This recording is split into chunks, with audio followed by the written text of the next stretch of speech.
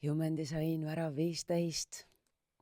Ja kui sa nüüd kuuled seda salvestust 15. värava transiidi ajal, siis alustuseks ma täiega tahan soovida sulle maagilist pööripäeva ja imeilusat jaaniaega.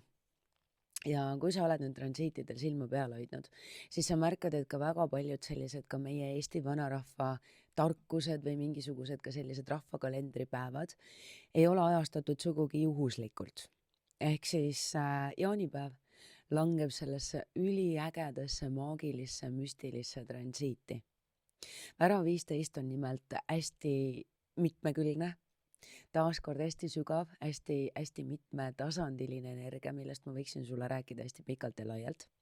Ja kui sa tahad selle kohta rohkem teada saada, siis sa võidki piiluda kodukale. Aga ühest küljest on värav 15 hästi seotud sellise elu ja loodusega sünkroonis elamisega. Ehk siis see on niisugune teatud mõttes justkui nagu puude kallistamise ja haljatega rääkimise energia. Ehk siis ühendus kõige elusa elavaga. Ja värav 15 on ka selline universaalse armastuse värav, ehk siis 1/4 ja seotud sellise liigikaaslaste, nii-öelda inimkonna armastusega, on ju. Et armastus ligimese, armastus lähedase vastu. Ja see ei ole selline isikuline armastus, et mina sind, vaid see on selline armastav tähelepanu, mis saab üle kantud, kas siis mingisugusele indiviidile või subjektile. Ja see on selline hästi toitav, hästi vitaalne tähelepanu, mis tegelikult muudab eriliseks ka kõige tavalisema. Ehk siis sul on võimalik teatud mõttes oma armastava tähelepanuga ellu äratada ka hääbuvaid projekte või siis sellised hästi tuhmiks ja elutuks muutunud inimesi. Sinu armastus muudab kõik eriliseks ja ilusaks.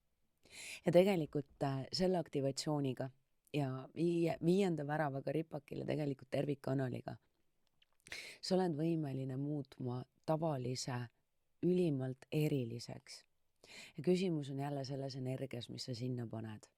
Et kõik sakraalkeskust, identiteedikeskust ühendavad kanalid on tantristliku kvaliteediga, mis tähendabki seda, et sul ongi võimalik võtta midagi täiesti tavalist ja muuta see enneolematuks. Päris vinge, eks ju? Ja kuna värav 15 on maandatud 10. väravasse, siis seda enam on oluline enesearmastus, anda seda armastavat hoolt ja tähelepanu endale esimesena.